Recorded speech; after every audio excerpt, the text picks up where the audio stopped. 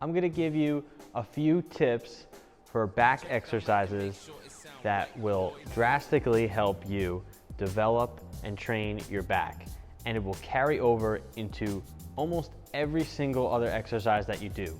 When you have a strong back, you have a strong foundation for any pushing movements of stability on the bench press, overhead press, whatever you're doing, even in a push-up, plank position, also in squats and just general posture.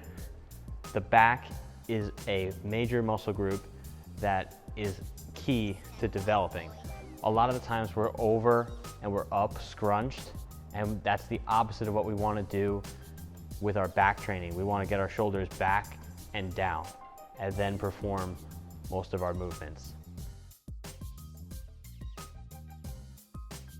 Shoulders down and back, shoulder blades first, elbows next, finish with your arms.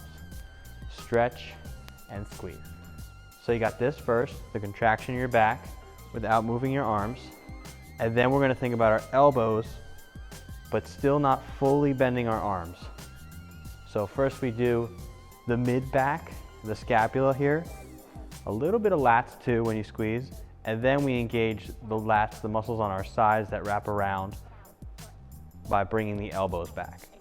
The arms you just wanna use to finish the movement completely, get the extra squeeze, and control the weight, okay? So back first, then arms to squeeze and finish the move, keeping the shoulders down and back.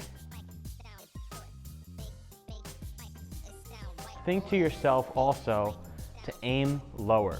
So a lot of the times we do this exercise and people are pulling to their chest like this. So we want to aim to the middle or almost lower, like belly button. So we initiate with the back.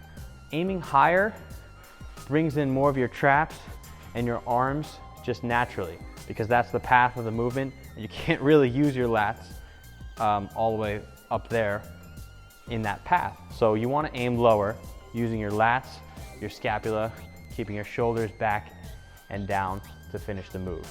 That takes some practice. Start at a light weight until you feel it.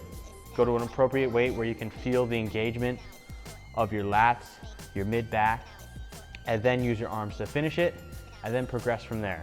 We don't want to just do this with our arms. So this is what happens a lot when people row. They come up high or a little higher than they should, and then they're not using their back and thinking about their elbows coming backwards to row. They're just using their arms. We don't want a bicep curl. The reason why this gets mixed up is because you do feel this in your back because you have to stabilize, but you're using your arms to row. It's not really a row anymore, it's more of a curl. So you want to initiate your back and then finish with your arms. Try that technique out. Think shoulders back and down, elbows first, and then finish with your arms to really use your back muscles and develop your back. Build up in weight appropriately as you go on. Make sure you're feeling it as you go through. If you don't feel it initially at a light weight, increase the weight as long as you're still doing the proper form. Your back is a big muscle group, and if the weight is too light and you're kind of new to exercise, then you might not feel it with that little light stimulus. Sometimes you need that weight to feel that stimulus, but we'll talk all about that in another video. Focus on your form, shoulders down and back, shoulder blades first, elbows next, finish with your arms. Stretch and squeeze. Give this a shot. Try it on all the back exercises that you do. Please let me know if you have any comments, questions, concerns, and I'd be happy to answer them.